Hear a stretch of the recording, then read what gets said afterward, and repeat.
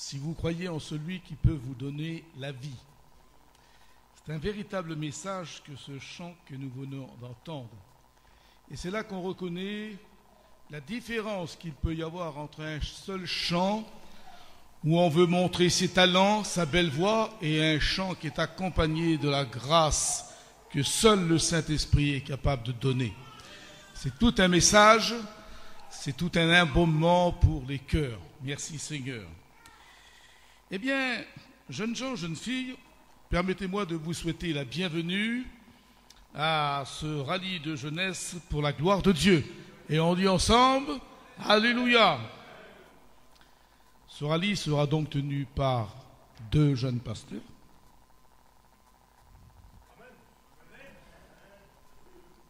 Ben ici, on a 3 fois 20 ans, et puis après, Alléluia. Merci donc à vos responsables de nous avoir invités pour ces quelques réunions à faire ensemble. Et j'en profite pour vous apporter les salutations de nos frères et sœurs qui habitent la région parisienne, où nous avons une dizaine d'églises comme les vôtres qui sont remplies. Il y a aussi beaucoup de jeunes gens, de jeunes filles qui viennent pour entendre la parole de Dieu. Je vois ce soir avec grand plaisir que vous êtes venus nombreux, puisque vous représentez plusieurs églises. J'ai cru comprendre qu'il y a au moins 4 ou 5 églises qui sont venues. Certainement que beaucoup d'entre vous sont des célibataires, d'autres peut-être tout jeunes mariés. En tout cas, nous allons être bénis ce soir. Alléluia. Pas seulement parce que c'est moi qui l'a fait, mais parce que c'est la parole de Dieu qui va être lue dans quelques instants. Et je vais vous lire une histoire de l'Ancien Testament qui va illustrer le problème qui vous incombe ce soir, jeunes gens. Beaucoup attendent de cette réunion des réponses à leurs problèmes. Et on est venu peut-être inquiet. Qu'est-ce que va dire le serviteur de Dieu? Est-ce que ça va correspondre à ma situation? J'ai une bonne nouvelle pour vous, c'est que ce soir, la parole de Dieu, c'est elle qui est la vedette. C'est elle qu'on glorifie.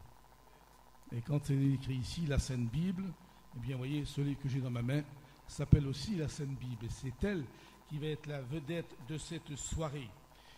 Et puis, j'ai remarqué, parce que je suis un très grand observateur, sur notre estrade qui est magnifiquement fleurie par 4 merveilleuses corbeilles de fleurs blanches, jaunes et rouges, on dirait pratiquement des corbeilles de mariage.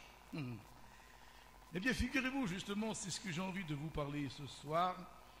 Je vais vous parler mariage, parce que je pense que c'est tout ce que vous attendez. Eh bien, votre attente va prendre fin, et vous allez voir ce que vous allez voir. Alors, on va lire ensemble quelques versets qui vont nous servir d'introduction.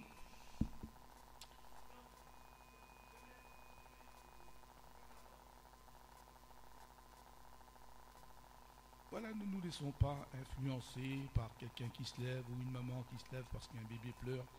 Ça ne me gêne absolument pas. C'est vous qui ne devez pas perdre une miette du message qui sera délivré de la part du Seigneur. Donc je lis quelques versets pour vous, voyez, qu'on trouve dans cette Bible, dans le livre de Ruth, qui est juste après le livre des Juges. Le chapitre 1er, verset 1er. Et je vous conseille vivement, quand vous rentrerez chez vous ce soir, de relire en entier cette merveilleuse histoire que nous offre le livre de Ruth. Du temps des juges, il y eut une famine dans le pays. Un homme de Bethléem de Juda partit avec sa femme et ses 2 fils pour faire un séjour dans le pays de Moab.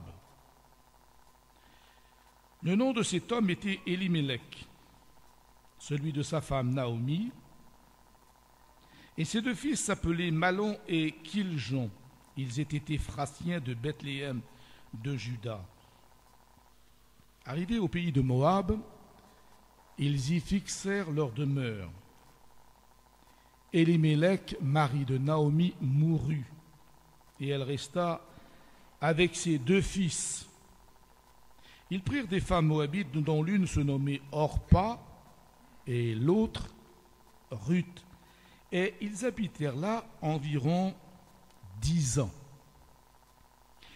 Mahlon et Kiljon moururent aussi tous les deux, et Naomi resta privée de ses 2 fils et de son mari. Amen. Comme promis, jeunes gens, jeunes filles, je vais donc vous parler ce soir, dans cette conversation que nous ferons à bâton rompu, de mariage et surtout de mauvais mariages. Des mariages qui sont devenus des mariages échecs, des mariages qui deviennent des tourments. Et au lieu d'apporter la bénédiction dans le cœur d'un homme qui est jeune et d'une jeune fille, eh bien ça apporte plutôt que des problèmes. Et je dois dire que ce soir, tous les jeunes gens ici présents, comme les filles, tout le monde est concerné. Il n'y a pas un seul qui échappe à la règle. Nous sommes tous concernés par ce problème que vous attendez tous depuis votre adolescence. On rêve de se marier, et quand on voit des films ou qu'on lit des romans d'amour, ça se termine toujours, et ils se marièrent et ils eurent beaucoup d'enfants et ils ont été heureux. En fait, si l'histoire s'arrête là, au mariage, dans tous les films, en fait, elle commence. C'est là où commence la vie d'un homme et la vie d'une jeune fille, c'est quand ils sont mariés. Parce que le mariage, c'est l'étape la plus importante de votre existence. Parce qu'on ne se marie pas pour une journée. On ne se marie pas pour une semaine. On y engage toute sa vie. Ce qui veut dire que c'est quelque chose de sérieux. On ne doit pas le prendre à la légère. De même, quand on se baptise, qu'on rentre dans les eaux du baptême, ce n'est pas par un coup de tête qu'on le fait. Ce n'est pas pour plaire à papa, maman, ou à le cousin et la cousine, ou l'ami. On s'engage pendant la durée de toute notre vie. Bon, tout à l'heure, j'ai écouté une petite sœur qui rendait son témoignage, toute timide, la tête en bas. Elle disait que ça faisait 5 mois qu'elle est baptisée. Moi, ça fait 51 ans cette année. Ça fait quelques semaines qu'on travaille pour Dieu. Mais voyez-vous, si c'était à refaire, je plongerais encore dans l'eau. Parce que je n'ai pas été trompé sur la qualité de ma vie. Quand j'ai remis mon existence dans les mains de Jésus-Christ, c'est quelque chose qui dure. Et voyez-vous, je le sers depuis bientôt 47 ans. Si je m'étais abusé moi-même ou si on m'avait trompé, je ne suis quand même pas un imbécile, j'aurais quand même changé de cap. Mais voyez-vous, ça dure, les bonnes choses durent, quand c'est mis entre les mains de Dieu. Eh bien, voyez, votre mariage, jeunes gens, s'il est mis dès le départ entre les mains de Jésus-Christ, vous pouvez être sûr que ça va être une union qui sera indissoluble, qui sera solide et elle durera pour la vie. Vous vous rappelez peut-être de ce petit mariage qu'il y a eu à Cana en Galilée? Eh bien, regardez la bonne idée qu'ils ont eue, ces jeunes gens, d'inviter Jésus aux noces. Ça, c'est fantastique. Avoir Jésus qui va célébrer le mariage. Mais il n'y a rien de plus beau comme idée. Commencer son existence dans le monde en invitant Jésus dans son foyer. Et voyez aujourd'hui, pourquoi il y a tellement de ménages en miettes? Pourquoi il y a tant de ménages qui sont sur le point de se séparer? C'est parce qu'ils ont oublié quelque chose, d'inviter Jésus dans leur demeure.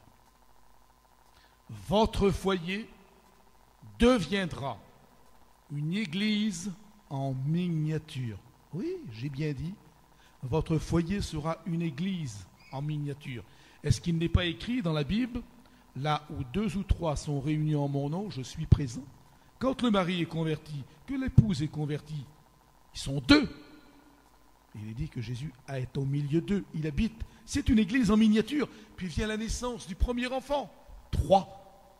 Ah, la corde à 3 fils, elles ne se rompent pas facilement. Alors, ça nous enseigne que pour nous chrétiens, on ne doit pas se tromper sur la façon dont on envisage le mariage. Il n'existe pas pour nous de mariage dit à l'essai, comme on fait dans le monde. On fait un mariage à l'essai. Si ça marche, ça marche. Si ça ne marche pas, on se sépare, chacun va de son côté. Mais dans la Bible, il n'y a pas de divorce. Quand on s'unit à un homme, à une femme, c'est pour toute l'existence. De sorte qu'il faut bien faire attention au mariage éclair. Et ça vous concerne, vous les jeunes gens. On vit chacun dans une région, on arrive dans une convention, on n'a jamais vu depuis Adam et Ève, ce garçon ou cette fille, on s'éprend l'un de l'autre et hop, on bâtit une vie sur un coup de tête. Quelques semaines ou quelques mois tout au plus passent et on se rend compte que c'est la catastrophe. Et c'est pour ça que j'ai choisi cette histoire de ce soir pour vous montrer qu'un mariage ne doit pas être seulement un coup de foudre, parce qu'alors on risque de le payer très cher plus tard. On se rend compte que l'homme ou la femme avec qui on s'est marié, elle ne correspond pas à la personne qu'on avait imaginée. Ah oui, parce qu'on ne connaît pas suffisamment. Alors on va voir dans la Bible quelques mauvais mariages. Parce que vous voyez ce qui est curieux pour vous les chrétiens. Le seul livre au monde qui vous donne le secret d'un vrai mariage, ce n'est pas dans les magazines du monde. Ce n'est pas non plus sur les exemples des artistes qu'on peut prendre. Le meilleur exemple, le meilleur chemin pour trouver le secret d'un véritable mariage et qui demeurera tout le temps, c'est dans la Bible qu'il faut le chercher, jeunes frères et sœurs. Naomi avait fait la bêtise de sa vie. Elle habitait Israël, c'était une juive. Son mari l'était aussi. Ils se sont rencontrés, ils se sont mariés et ils habitaient une ville tout à fait prophétique puisqu'il s'agissait de la ville de Bethléem, là où bien des siècles plus tard naîtrait le Christ. L'époque où elle est en train de vivre, c'est une époque difficile, une époque cruelle, une époque sanguinaire, où le crime et la corruption déferlaient dans tout Israël. D'ailleurs, souvent on voit le texte, en ce temps-là, il n'y avait pas de roi, chacun faisait ce qui lui plaisait. Ou encore, on voit ce même verset qui revient au fur et à mesure du livre des juges, et ils firent ce qu'il déplaît à l'Éternel, et l'Éternel leur envoya des ennemis. Cette époque était donc difficile. Élimélec, dont le nom veut dire Dieu et roi, épouse Naomi, qui veut dire gracieuse, beauté, douceur. On a là de quoi rêver. L'homme qui est le roi et la femme qui est une beauté. Seulement voilà, arrive un problème dans la vie de ce jeune ménage. Un problème financier. La famine va sévir dans le pays d'Israël. Et pour échapper à la famine, il fait la bêtise de quitter le pays de la promesse, le pays qui veut dire Bethléem, la maison du pain, pour aller dans une autre destination. Et c'est là qu'est le problème, frères et sœurs. C'est là que va résulter justement la catastrophe que vous allez découvrir avec moi ce soir. Et si je vous l'explique, c'est que pour, à votre tour, vous vous serviez de cet exemple à ne pas faire.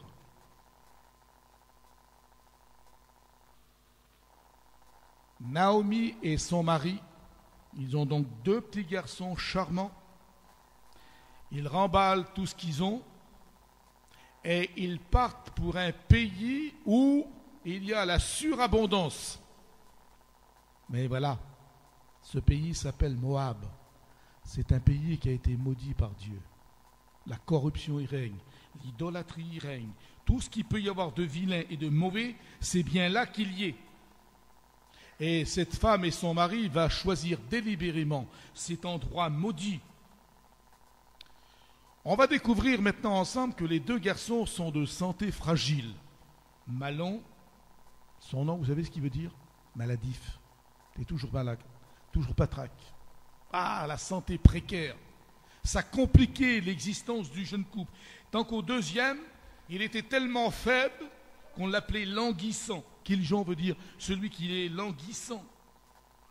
Et voilà que les années vont passer. Et nous apprenons par le texte sacré que 10 ans viennent de s'écouler. Ce qui veut dire que les garçons, au départ, s'il y avait une dizaine d'années, ce sont aujourd'hui des hommes. Ils ont 20 ans. Ils ont appris la coutume du pays. Ils ont appris la langue des païens. Pire encore, ils assistent à l'enterrement de leur père. Naomi est donc privée de son mari, celle qu'il dirige, celle qui porte son nom. Et puis, ces deux fils qui sont là maladifs et languissants, voilà qui vont avoir l'idée de se marier. Et la maman donne l'autorisation et ils vont prendre 2 filles de Moab. Une s'appelle Orpa et l'autre Ruth. Ces 2 jeunes filles, qui sont des païennes notoires, vont être des symboles de l'Église fidèle et de l'Église rétrograde. Et puis, pour une raison qui nous échappe pour le moment, mais que nous allons comprendre après, voilà que les 2 garçons, à leur tour, meurent. Ce qui veut dire que Naomi est privée de son mari, privée de ses 2 fils, qui n'ont pas d'enfants, pas de postérité. Elle est privée de son pays, et pire encore, privée de son Dieu, parce que toute sa famille est tombée dans l'idolâtrie. On y adore ici les dieux Kémosh, Moloch. Et puis, un beau matin, elle décide de retourner chez les siens. Et voilà que ces 2 belles filles décident de l'accompagner. Curieux. Habituellement, les belles filles sont plutôt en bise-bise avec la belle-mère, mais là, un fait tout à fait hors du commun se présente. Les 2 belles filles font leur bagage et suivent Naomi, la belle-mère. Passé un temps, j'avais cru que Ruth, comme sa belle-sœur, étaient des orphelines. Eh bien non, pas du tout, puisque quand on lit le chapitre 2 de ce même livre, verset 11, on s'aperçoit qu'ils ont encore leurs parents, leur père, leur mère, leur famille, etc., etc. Alors qu'est-ce qui peut pousser ces 2 étrangères à suivre une belle-mère qui est dépourvue maintenant de tout?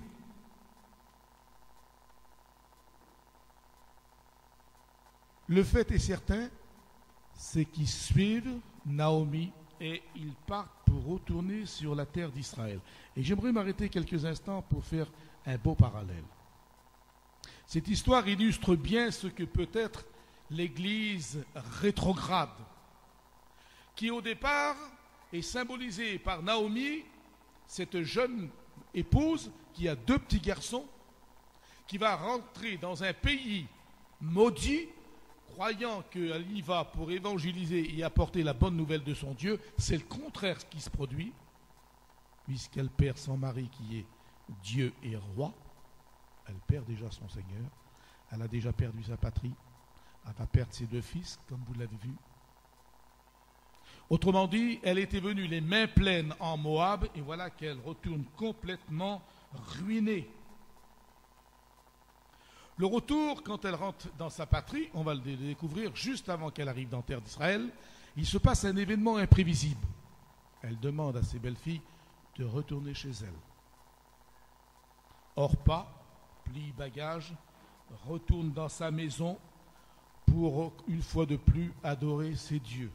Tant qu'à Ruth, il est dit qu'elle s'attacha à sa belle-mère et elle a dit « L'Éternel est vivant, rien ne me séparera de toi que la mort. » Et elle retourne avec elle dans le pays dit promis. Et là, Ruth va symboliser maintenant l'Église fidèle, alors que Orpa, elle, symbolise les rétrogrades qui retournent en arrière. J'espère que vous me suivez. Elle était partie dans l'abondance. Elle revient les mains vides. C'est ainsi, quand on abandonne les voies de Dieu. On repart dans le monde, croyant qu'il va nous apporter beaucoup plus. Mais souvent, on se rend compte que le monde, c'est un leurre, c'est une tromperie, c'est un mensonge. On fait briller les choses, mais la réalité est tout autre. Et quand on en a pris conscience et qu'on veut revenir à Dieu, souvent on se rend compte que sur le plan spirituel, on est complètement ruiné. Et Naomi revient dans son patrie, dans son pays, complètement démunie de tout. Mais une chance s'offre à elle. Vous savez laquelle?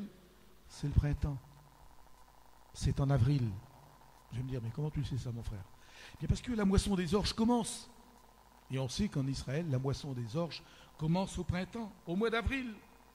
Et elle envoie donc sa belle-fille aller glaner et ramasser ce qu'il y a derrière les moissonneurs. Vous allez dire, mais comment ça se fait ça? De nos jours, ça ne se ferait pas, ça serait interdit. Oui, mais à l'époque de la Bible, Dieu avait donné des commandements. On n'a pas le temps de les lire, je vous donne simplement le texte, vous lirez ça dans le Lévitique chapitre 19. Vous verrez que Dieu avait dit de laisser un coin du champ qu'on ne devait pas moissonner, qui était réservé pour les pauvres, les indigents, les étrangers. Et les pauvres qui venaient avaient le droit de ramasser en glanant ceux qui y avaient derrière les moissonneurs. Et le maître de l'endroit, c'est un homme déjà d'un certain âge qui s'appelle Bose. Et quand il vient vers une certaine heure de la matinée, il pose la question à ses ouvriers, mais qui est cette femme dans le fond? On dit, elle, c'est Ruth, la Moabite.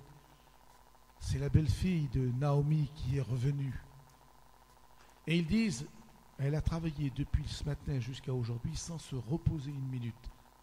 Et elle a même ramassé tout un épha. J'étais curieux de savoir ce que ça voulait dire un épha. Dans le langage biblique, c'était des poids et mesures pour mesurer le grain. Et bien la petite Ruth, depuis le matin jusqu'au soir, elle a réussi à glaner 22 kilos de grains. C'était important pour l'époque. 22 kilos, vous vous rendez pas compte? J'ai noté que c'est Bose qui la remarque parmi tous ces moissonneurs et moissonneuses. Ça nous enseigne que le bon témoignage est toujours vu par les gens. On peut être des milliers, on nous remarquera toujours si nous sommes une lumière là où nous sommes.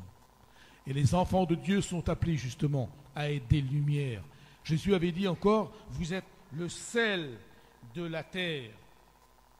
Alors peut-être que certains se posent la question, puisque l'histoire se termine ici, qu'est-ce que cette histoire peut nous apprendre à nous, mon frère, sur le mariage d'aujourd'hui? Eh bien justement, c'est l'histoire du mariage de ces deux garçons qui va nous en apprendre beaucoup.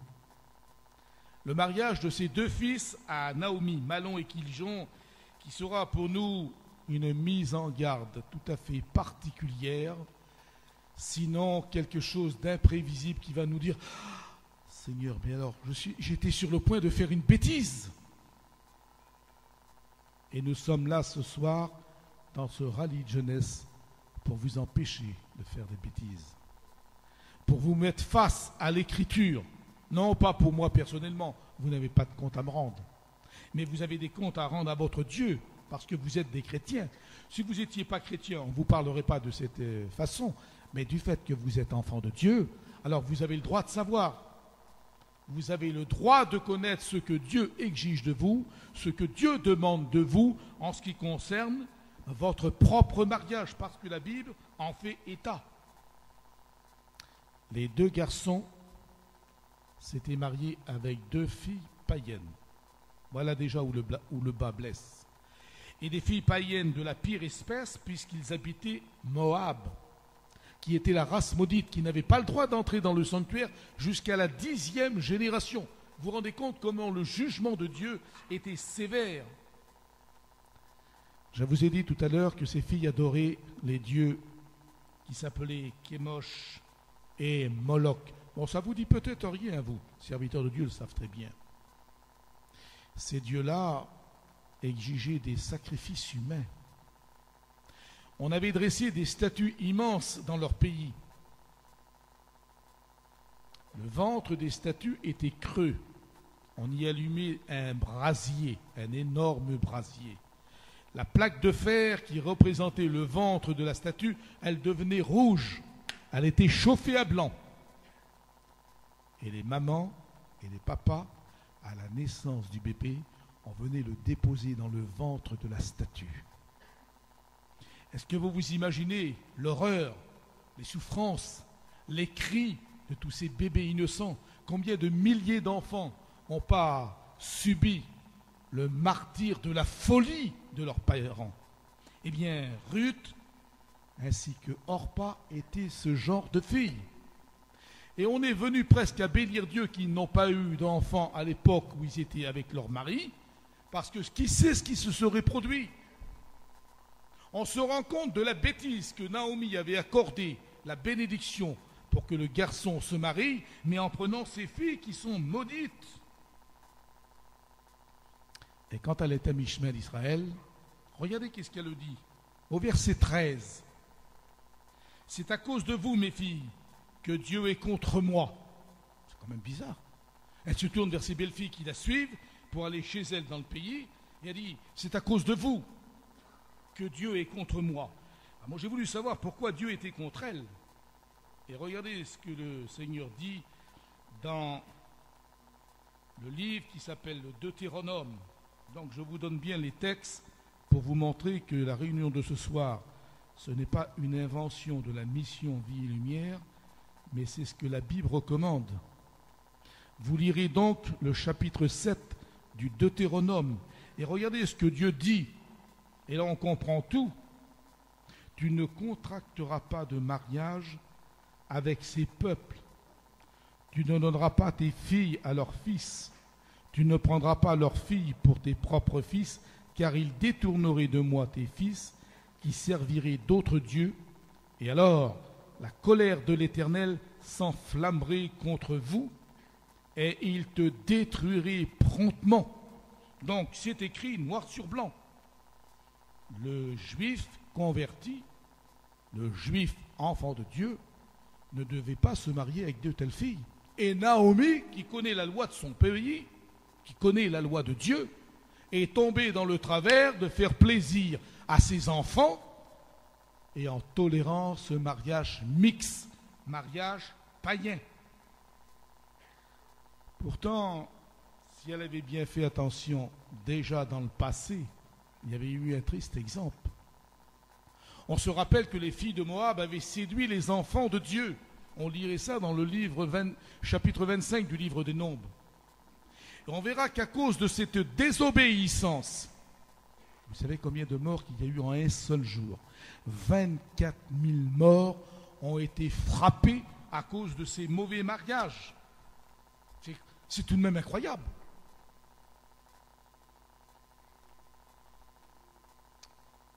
Abraham, qui était le premier patriarche, celui qu'on avait appelé le père des croyants, l'ami de Dieu. Regardez le jurement qu'il fait faire à son serviteur. Je vous en prie, jeunes gens, ne regardez plus cette porte. Regardez-moi à moi. Ne vous laissez pas distraire. Abraham a fait jurer son serviteur avant de mourir en lui disant, « Tu n'iras pas chez les Cananéens prendre une femme pour mon fils Isaac, mais tu le prendras parmi ceux de ma famille. » Est-ce que vous vous rendez compte que déjà dès l'aube des premiers temps, Dieu interdit ces sortes de mariage? Et quand on lit le psaume 106, on comprend encore que Dieu est en train de mettre en garde les enfants d'Israël, qu'ils ont la tête dure, qui n'obéissent pas. Et regardez qu'est-ce qu'il dit. Ils ne détruisirent point les peuples que l'Éternel leur avait ordonné de détruire. Ils ont mêlé avec les nations, ils ont appris leurs œuvres, ils ont servi leurs idoles, qui furent pour eux un piège, et ils sacrifièrent leurs fils et leurs filles. Autrement dit, ce que Dieu avait interdit de faire, voilà qu'ils ont tombé dans le travers. Maintenant, Israël était en train de suivre la même coutume que les païens. Quand leurs bébés naissaient, on les brûlait au feu. C'est dire si les mariages étaient des échecs. C'est dire si les mariages étaient compliqués. Au lieu d'amener les hommes et les femmes à adorer Dieu, on adorait maintenant des idoles maudites qui demandaient des sacrifices humains. Il y a donc plusieurs textes que vous pourriez lire. Si vous avez besoin, tout à l'heure, vous viendrez me trouver, je vous donnerai tous ces versets. Et j'ai trouvé qu'il y avait encore 4 témoins contre ces filles maudites et ces garçons maudits. Parce qu'il y avait aussi des garçons qui avaient épousé des juifs. C'était le même résultat. Dieu est le premier à condamner cette sorte d'union. Il vient de le dire, nous l'avons lu. J'ai pris la précaution de voir ce que Jésus pensait de ces mariages. Et chose étonnante, frères et sœurs, quand on lit le chapitre 2 de l'Apocalypse, Jésus fait allusion à ces mariages, à la doctrine de Balaam, à la doctrine des Nicolaïtes, le faux enseignement de ces gens, exactement comme cela s'était passé dans le désert. J'ai pris soin de noter ce que Jude, qui était le frère de Jésus, en pensait. Et il en dit la même chose. L'égarement de Balaam. L'apôtre Pierre parle du salaire de l'iniquité qu'ont apporté ses filles. Mais c'est incroyable, Seigneur. Avec des témoins comme ça, on ne peut que se soumettre à la discipline de Dieu. Je pense que beaucoup ne sont pas mariés ce soir et qu'ils envisagent de le faire dans un avenir proche. Ils sont en train de faire ce qu'on appelle les fiançailles. Alors pour vos fiançailles, permettez-moi de vous dire que vous avez intérêt aussi à ne pas vous tromper là, jeune garçon et jeune fille, et qu'il faut s'en référer également à la parole de Dieu, parce que c'est elle qui donne le bon cheminement, c'est elle qui donne le bon conseil, c'est elle qui va nous orienter sur notre vie future. Pour que cette vie future soit un plein succès, il importe de consulter l'Écriture sainte. Vous voyez, on n'a pas besoin d'une révélation, on n'a pas besoin de quelqu'un qui vienne nous chanter quelque chose. On le verra ça tout à l'heure. Fions-nous à ce qui est écrit. Ça, c'est une valeur sûre. Le mot fiancé dans la Bible vient du mot foi. Fidèle, fidélité. Fiancé, fidélité. Vous voyez, c'est le même mot. Dans l'Ancien Testament, la fiancée était déjà considérée comme l'épouse, comme la femme. Ce qui veut dire que dès l'instant qu'une jeune fille était fiancée à un garçon, elle était considérée comme sa femme. Et là, je vous donne 2 textes bibliques que vous prendrez soin de bien noter chez vous. Proverbes chapitre 2, verset 17 et Malachie chapitre 2, verset 14.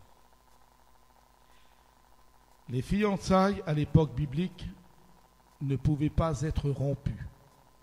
Interdit, c'était considéré comme un divorce. Dès l'instant qu'un jeune homme engageait sa parole envers une jeune fille, ils étaient considérés comme mariés.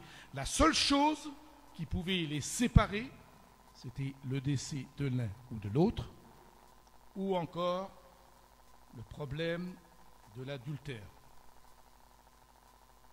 Et quand il y avait l'adultère, alors un grave châtiment s'ensuivait, puisque la jeune fille était prise par les cheveux, on la traînait hors du village, et tous les anciens devaient la lapider, c'est-à-dire on prenait des pierres, on jetait sur elle jusqu'à ce qu'elle meure. Alors le texte de référence, c'est Deutéronome chapitre 2, le verset 23 à 29. Vous relisez ces 8 versets. Et dans ces 8 versets, vous aurez là le secret d'avoir un mariage réussi si vous mettez en pratique ce que la Bible dit. Parce que les fiançailles, le mariage et ses conditions, ils sont réunis ici dans simplement 8 versets. On vient de découvrir quelque chose d'important. Parce que si à l'époque de la Bible, les fiançailles étaient considérées comme mariées, ça veut dire que pour vous, si vous êtes fiancé, si vous avez donné votre foi et votre fidélité à telle personne en lui promettant le mariage et elle qu'elle l'accepte, aux yeux de Dieu, vous êtes déjà marié. Maintenant, si pour une chose ou pour une autre, on arrive à rompre ces fiançailles, il faut faire très attention parce que là, on est engagé. Regardez, le texte qui continue celui que je vous ai dit. Deutéronome chapitre 2, versets 23 à 29. S'il arrivait par exemple qu'une jeune fille était violentée, la loi de Dieu obligeait l'homme à se marier avec elle et il ne pouvait pas la renvoyer toute sa vie. C'est écrit noir sur blanc. Un juif ne pouvait pas échapper. S'il refusait, c'était la mort. Toute sa vie, il devait rester avec elle. Ce qui montre bien que les fiançailles, c'était sacré. Ce n'est pas comme on les fait de nos jours. Un garçon et une fille n'iraient pas de garçon en garçon, de fille en fille, etc. Vous comprenez? C'était beaucoup plus sérieux que nous l'avons, par exemple, aujourd'hui. Je crois maintenant, jeunes gens, jeunes filles, que nous sommes entrés depuis quelques minutes dans le vif du sujet. On va voir un exemple qui va concerner, si vous voulez, pour confirmer cette règle, un exemple de la Vierge Marie. On va lire d'ailleurs ce texte qui me paraît tellement important. Dans Matthieu chapitre 1er. Et vous ferez bien attention aux mots que l'écrivain sacré emploie pour bien faire comprendre l'importance qu'avaient lieu les fiançailles et naturellement le mariage qui devait s'en suivre. Matthieu chapitre 1er à partir du verset 18. Voici de quelle manière arriva la naissance de Jésus-Christ. Marie, sa mère ayant été fiancée à Joseph, fut dans l'attente de devenir maman par la vertu du Saint-Esprit avant qu'ils aient habité ensemble. Vous remarquerez bien que Joseph n'habitait pas encore avec Marie, mais vous allez découvrir comme moi qu'aux yeux de toute la population de Nazareth, elle était considérée comme sa femme. Avant qu'ils aient habité ensemble. Verset 19. Joseph, son époux, oui, il ne parle même pas de son fiancé, Joseph, son époux, qui était un homme de bien et qui ne voulait pas la diffamer, se proposa de rompre secrètement avec elle. Comme il y songeait, un ange du Seigneur lui apparut en songe et dit, Joseph, fils de David, ne crains pas de prendre avec toi Marie, ta femme, et non pas ta fiancée. Voyez, la fiancée était considérée comme l'épouse. Marie, ta femme, car l'enfant qu'elle a conçu vient du Saint-Esprit. Elle enfantera un fils, tu lui donneras le nom de Jésus, c'est lui qui sauvera son peuple de ses péchés. Et regardez, verset 24. Joseph s'étant réveillé, fit ce que l'ange du Seigneur lui avait ordonné. Il prit sa femme avec lui, mais il ne la connut plus jusqu'à ce qu'elle ait enfanté son fils premier-né auquel elle donna le nom de Jésus. Donc vous remarquerez, chers frères et sœurs et amis, que l'homme en question est appelé l'époux et que la fille est appelée la femme. Ce qui veut bien dire que le mariage est d'origine divine. Le divorce est d'origine satanique. Le premier mariage de l'humanité, c'est Dieu qui l'a célébré. C'est Dieu qui a amené Ève vers l'homme. Et c'est Dieu qui a fait le premier mariage. C'était certainement le plus beau mariage de l'humanité. Essayez d'imaginer, dans le paradis terrestre. Les plus belles fleurs du monde étaient là. Le chant des oiseaux était là pour musique. Et celui qui célébrait le mariage, c'était Dieu lui-même. L'homme quittera son père et sa mère et s'attachera à sa femme. Voilà le sermon. Et l'homme et la femme quittera son père et sa mère et il s'attachera à sa femme. Et les deux deviendront une seule chair. Je crois que ça se passe de commentaires. On a bien compris que les fiançailles, quand il y a promesse de mariage, eh bien, c'est considéré aux yeux de Dieu comme un mariage. Maintenant, quelque chose de plus personnel, plus intime, que je vous demande votre attention, afin que mes paroles ne soient pas difformées. Quand un jeune homme qui est chrétien, j'insiste bien sur le mot, parce que les païens, on ne s'en occupe pas, nous. Les païens font ce qu'ils veulent. Mais quand un jeune homme est chrétien, qui est fils de chrétien ou fils de serviteur de Dieu, ça n'a pas d'importance. Quand une jeune fille est chrétienne et qui sont en train de se fréquenter et qui se promettent mariage mutuellement, qui sont consents et qui vont plus loin, dans le sens que vous comprenez, ils sont déjà mariés aux yeux de Dieu. On ne peut pas sous aucun prétexte casser cette union. Le divorce est diabolique, je vous l'ai dit tout à l'heure. Donc il faut faire très attention dans ce domaine et être également très prudent, parce que la Bible est formelle. On est engagé devant Dieu et aussi devant les hommes. Il y a dans la Bible, que ce soit dans l'Ancien comme dans le Nouveau Testament, des mauvais mariages. Ils sont légion. On ne pourra pas tous les voir. Je vais simplement en citer quelques-uns pour vous rappeler que dans la Bible, il n'y a pas que les bons mariages qui ont été notés, mais il y a aussi les mauvais mariages. Ah oui, rappelez-vous de celui de Samson, un juge en Israël, un homme choisi avant sa naissance, l'homme le plus fort de la terre. Il se marie avec une païenne. Le résultat, vous le connaissez.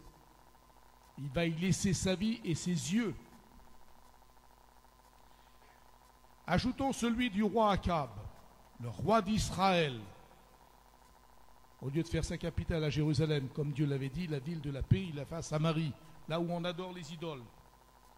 En plus, il s'allie par mariage avec une princesse sidonienne, fille d'un roi prêtre, elle-même prêtresse d'Astarté, la déesse de l'amour, la fécondité, la Vénus moderne si vous voulez. Et cette femme va implanter en Israël un culte pornographique, de sorte que tous les habitants d'Israël vont suivre le mauvais exemple du couple royaux en pratiquant toutes ces vilaines choses, en adorant les Baals et les Astartés. Et puis, c'est pas tout, parce que l'histoire ne s'arrête pas là. Il est dit que cette femme était une dominatrice. Elle a tellement dominé son mari qu'elle en a fait un véritable pantin dans ses mains. Et le texte nous dit des rois, il n'y a personne qui se soit vendu au péché comme Akab. Et puis quand son mari est mort, cette prêtresse qui était dans sa jeunesse fort belle, il faut bien l'admettre, elle apprend quelques années plus tard que Jéhu va être le futur roi d'Israël. Une idée germe dans sa tête diabolique. Dès qu'elle apprend que l'homme de Dieu vient pour prendre possession de son palais, elle va essayer de le séduire. Elle va prendre son miroir, sa glace, tous ses attirails de rumel, de poudre de riz, de rouge à lèvres et de Christian Dior et tout ce que vous voulez. Elle se fait la tête d'une courtisane. Elle veut séduire l'homme de Dieu pour le faire tomber. Seulement, elle a oublié quelque chose.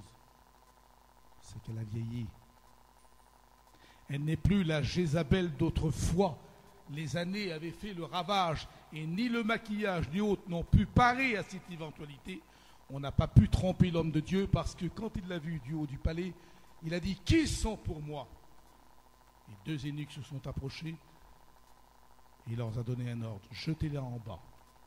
Jézabel a dégravi toutes les distances du palais. Jusqu'en bas, elle s'est écrasée sur les rochers. Ses chevaux l'ont piétinée. Et les chiens sont venus, ils ont mangé le corps de Jézabel en laissant seulement que ses mains et son crâne. Et voyez-vous, j'ai été interlocuté par cette chose. Comment ça se fait? Il ne restait que les mains et la tête. Et je me suis dit, cette tête qui avait combiné tant de machinations diaboliques, parce qu'elle avait fait mettre à mort plusieurs serviteurs de Dieu. Élie lui-même s'était sauvé dans le désert pour échapper à cette traîtresse. Jézabel, c'était vraiment la femme démon dont le surnom serait Légion. Et ses mains, qui a fait verser tellement de sang, étaient là comme un témoignage vivant de ce que cette maudite avait été pour Israël. Vous voyez jusqu'à où peut aller un mauvais mariage? Elle avait entraîné à sa suite tout Israël dans la pornographie. Mariage d'échec, mariage de tourment.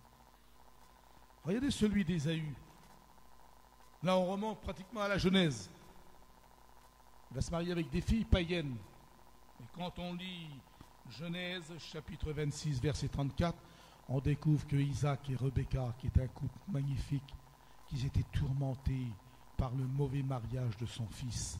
Cette belle-fille lui perturbait la vie. C'était un véritable poison dans l'existence d'un foyer chrétien. Je pourrais continuer en vous parlant également du mariage royal d'Hérode. Eh oui, ce fameux Hérode Antipas. Celui à qui Jésus avait dit, c'est un renard. Mais il s'était marié avec sa belle-sœur, avec la femme de son frère Philippe. Et Jean-Baptiste lui a dit, tu n'as pas le droit d'avoir cette femme, tu vis en adultère. C'est là qu'on reconnaît les caractères des vrais serviteurs de Dieu qui osent dire la vérité.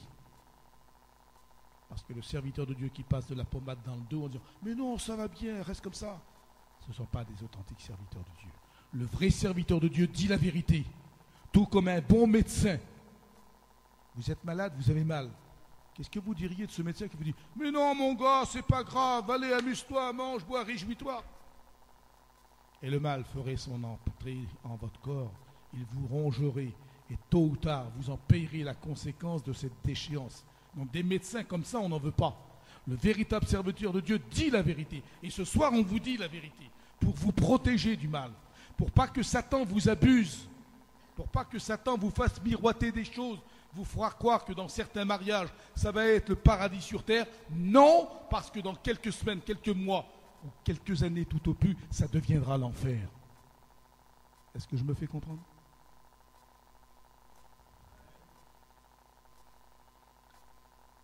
Salomon avait été l'homme le plus sage de son époque. Il est tombé exactement dans ce travers.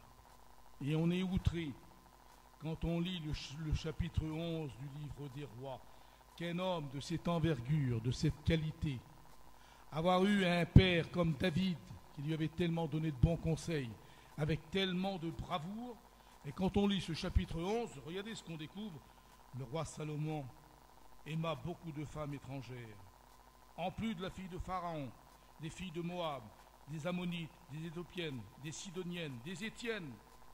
Et pire, regardez ce qu'il leur fit bâtir des hauts lieux pour Kémosh, pour Moloch. Et il fit ainsi pour toutes ces femmes étrangères qu'il offrait des parfums et des sacrifices à leur Dieu. Vous vous rendez compte juste que Salomon était d'accord pour faire les sacrifices humains dont on parlait tout à l'heure. Mais c'est impensable qu'un mariage peut détourner un homme d'une telle vérité qui était celui qui parlait avec Dieu. Vous voyez comment ça peut être grave? Il y a un danger qui menace les jeunes chrétiens. Les jeunes chrétiennes, c'est celui d'épouser des inconvertis. Moi, je vous le dis, c'est un coup de poker. Ne le faites pas. Certains vont dire, oui, mais ça, je l'amènerai à l'évangile. Oui, tiens, mon œil. 9 fois sur 10, c'est le païen qui gagne. Il y avait une jeune chrétienne qui était magnifique. Une très belle jeune fille qui chantait dans les cantiques, dans les réunions. Et puis un soir, à la fin de la réunion, elle est venue me trouver. Elle m'a dit, voilà, Tarzan, je voudrais te demander quelque chose. Vas-y, je t'écoute, ma petite sœur. Et voilà, je fréquente un païen, je vais me marier avec lui. Qu'est-ce que tu en penses? Je l'ai déconseillé de le faire. Et regardez qu'est-ce que je suis allé jusqu'à lui dire. J'ai dit, toi, si par malheur tu te maries avec ce garçon qui a mauvaise réputation, alors les premiers mois, ça va être monts et merveilles. Tu vas être au paradis. Mais je dis, une fois que le feu du mariage va être un petit peu passé, il va sortir avec ses copains. Il va te laisser seul à la caravane. Il va te tromper. Il va boire. Quand il va revenir, tu ne seras pas contente. Tu vas prendre des coups. Tu auras ton premier bébé, tu ne pourras même pas le présenter au Seigneur le dimanche matin. Et tu seras interdit de chanter dans les réunions. Elle ne m'a pas cru. Ah oui, on dit bien, l'amour est aveugle, il est sourd, il ne veut rien entendre. On ne croit pas que ça peut nous arriver, on croit que ça arrive qu'aux autres. Et je l'ai revu 3 ans plus tard. Je l'ai fixée dans les yeux, elle a baissé la tête. Tout ce que je lui ai dit, c'était une véritable prophétie. Un mari qui sort, qui boit, qui la bat, elle n'a plus le droit de chanter dans les réunions, elle n'a pas le droit de présenter son bébé au Seigneur. Vous vous rendez compte? Quelle stupidité, quelle folie qui s'était emparée de cette fille. Et puis, j'ai pris bien soin de vous citer tout à l'heure l'exemple d'Abraham, plus de 2000 ans avant la naissance de Jésus. Est-ce que vous vous imaginez dans vos petites têtes, jeunes filles, qu'il y a de cela 4000 ans, Dieu avait dit à Abraham de ne pas prendre de fille païenne pour son fils. Il y a 4000 ans qu'il l'a dit. Il a dit la même chose au prophète Moïse. 800 ans après Abraham. Ils n'ont pas écouté les Juifs. On va descendre jusqu'à temps qu'on arrive à l'époque de Néhémie, Esdras. Et à ce moment-là, on va se rendre compte de l'énormité, de la bêtise qu'on a faite. Et vous savez combien de temps qu'il aura fallu attendre pour qu'on renvoie les femmes étrangères chez elles? 1641 ans avant d'obéir à Dieu. Vous vous rendez compte? Pendant 1641 ans, ça a été que le tourment, le désastre, l'échec et l'insuccès. Regardez les drames que ça peut faire. Je n'ai pas le temps d'aller au fond des choses. La monde tourne trop vite. Vous lirez chez vous, rappelez-vous, Esdras, chapitre 10, et Néhémie, chapitre 13. Et il y avait là un grand nombre de juifs qui s'étaient mariés avec ces païennes, toujours les mêmes. Ils avaient eu beaucoup d'enfants. Et l'homme de Dieu dit, la malédiction vient à cause de ces femmes. Il faut maintenant vous séparer de ces femmes. Vous imaginez les cris des enfants, la séparation qu'il y a eu là. Quelle est tourmente. Quelle est tourmente qu'il y a eu. Eh oui, parce qu'on n'écoutait pas la parole de Dieu. Et j'ai pris bien soin de noter que ce mal avait été atteint par toutes les couches d'Israël. Les sacrificateurs en priorité étaient tombés dans l'erreur. Les Lévites, même les chanteurs. Ah oui, parce qu'il y en avait qui s'animaient le culte par les chants. Tiens, j'en profite pour faire une petite anecdote sur les chants.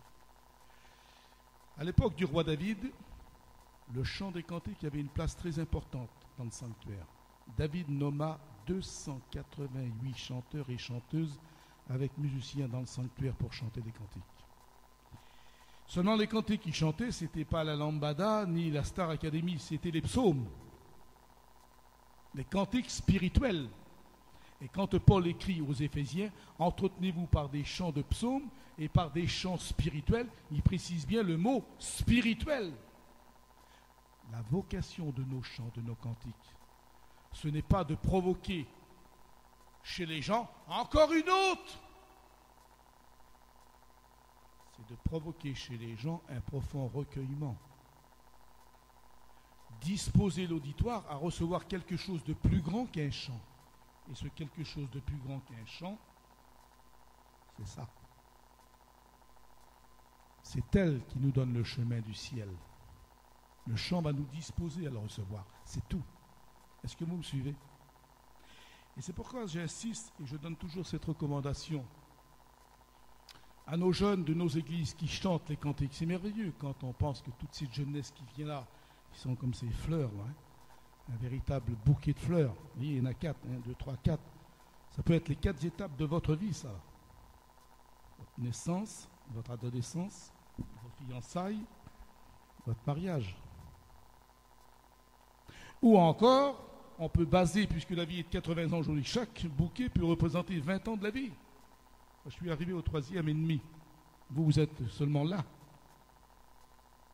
Et quand on chante pour la gloire de Dieu, on s'adresse à des gens qui viennent dans nos réunions, mais qui sont truffés de soucis, de problèmes, accablés par les choses de la vie. Et parfois, on découvre des chanteurs maladroits. Bon, j'ai remarqué que tout à l'heure, les 2 chorales qui sont venus, vous faites exactement la même bêtise que tous les chanteurs que nous avons dans la mission. J'ai fait toutes les églises de France, vous faites toutes pareil la même bêtise. Vous avez tous le même truc. Je ne sais pas ce qui vous passe dans la tête, mais quand vous chantez, au lieu qu'on vous voit de face, vous nous montrez l'autre partie de votre individu. Vous voyez, vous se mettez comme ça. Vous chantez au mur là-bas. Mais on n'a jamais vu ça de sa vie. Au lieu de montrer votre dos, pourquoi vous ne montrez pas votre visage? Au lieu de vous mettre en boule, comme vous chantez, pourquoi vous ne vous écartez pas bien sur l'estrade et que chacun prenne un micro? Et puis je vous en supplie au nom du Seigneur, soyez convaincants quand vous chantez. Souriez, sortez les âmes de l'enfer, donnez-leur envie d'être chrétiens. Mais en vous tournant, en regardant par terre, vous êtes flagellant, vous tremblez. Mais vous ne donnez pas envie aux gens de devenir chrétiens comme ça. Est-ce que vous me suivez? Donc ce n'est pas un reproche que je vous fais. Je suis en train de vous mettre sur la bonne voie. Regardez les chanteurs dans le monde, comment ils font. Vous n'avez pas vu quelle beauté que c'est? Ils sont en pleine lumière, ils regardent le public en pleine face. Et puis ils sourient de tous leurs dents. Mais ils donnent un moment de joie à tous ces pauvres gens qui reviennent de l'usine, exténués, fatigués. Ceux qui ont des malades dans les hôpitaux. Regardez les soucis. Ceux qui ont des gens en prison. Ceux qui ont des foyers désunis. Et puis voilà que quelqu'un leur a dit, écoute, tu vas venir à la réunion ce soir, tu vas écouter des beaux chants de cantiques. Et puis qu'il voit quelques malafras là, mal goupillés, qui chantent avec le dos tourné, on ne voit même pas leur tête, on voit que cette partie-là qu'il ne faut pas voir.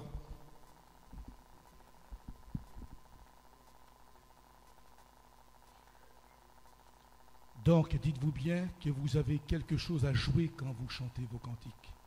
Et comment il s'appelle déjà? Comment c'est ton nom? Adriano. Alors, Adriano.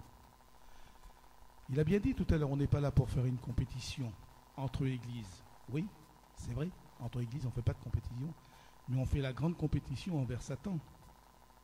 C'est lui qu'il faut vaincre. Et il faut mettre tous les atouts de notre côté, ceux qui chantent, qui le font de toute leur âme, pour entraîner et donner un peu de bonheur à ceux qui viennent, qui sont désespérés. Et ceux qui témoignent, dites-vous bien qu'il y a des gens qui ont peut-être le même drame chez vous. Alors ne venez pas ici rapidement avec la tête comme ça en bougeant.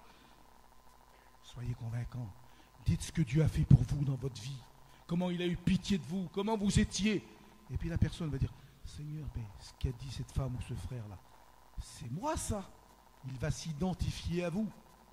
Et quand le serviteur de Dieu rempli du Saint-Esprit va commencer à ouvrir ce livre qui est la réponse à tous les problèmes de l'humanité. Vous ne vous rendez pas compte quel baume qu'on peut faire dans les rangs de Satan là? Est-ce que je me suis fait comprendre? Alors il y avait donc des drames. On l'a vu. Parce qu'on n'a pas écouté la parole de Dieu.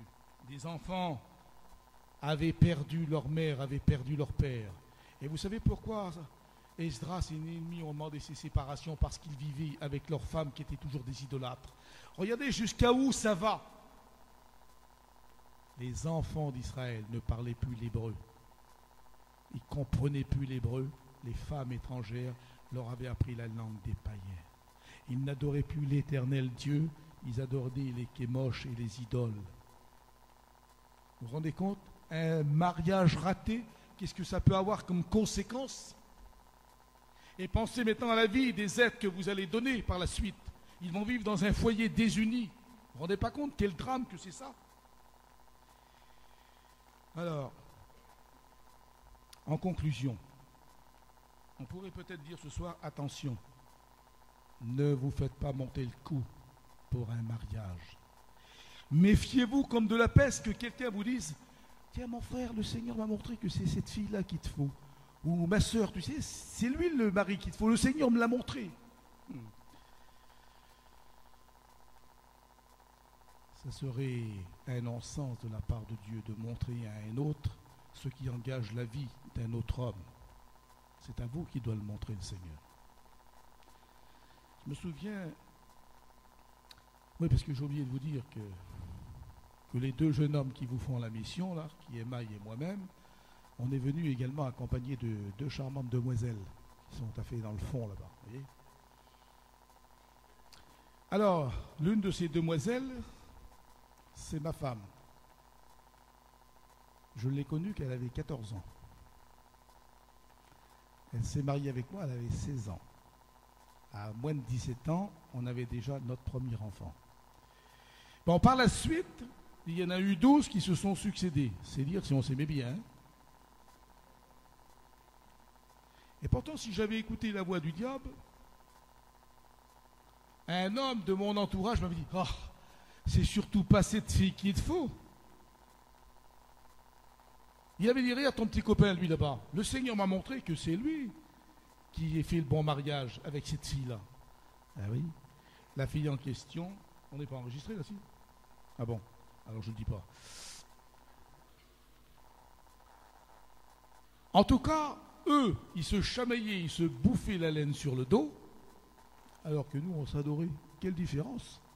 Il m'avait dit que c'était pas elle, moi je savais que c'était elle. Et aujourd'hui, je bénis Dieu pour sa collaboration, parce qu'elle est avec moi depuis 47 ans dans le ministère.